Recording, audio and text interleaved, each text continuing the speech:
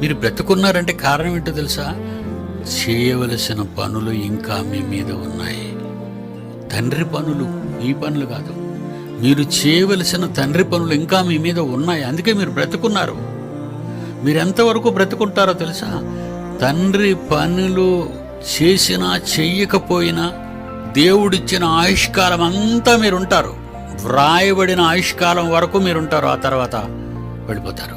నేను ఇంకా చనిపోలేదని నువ్వు అనుకోవచ్చు. నేను ఎన్ని పాపాలు చేసినా, నేను ఎన్ని ఘోరాలు చేసినా, నేనెంత క్రూరంగా ప్రవర్తించినా, నేను తండ్రిని పట్టించుకోకపోయినా, నేను తండ్రి మాటలు వినటకు వెళ్ళకపోయినా, నేను ఎందుకున్నాను అని నువ్వు అనుకుంటున్నావు కదా. ఎందుకున్నావంటే నీకివ్వబడిన చివరి రోజు వరకు ఎప్పటికైనా నువ్వు మారతావనే ఆలోచనతో దేవుడు ముందు చూపుతో నిన్ను బ్రతికించుచున్నాడే తప్ప మరొక కారణం అంటూ ఏదీ లేదు.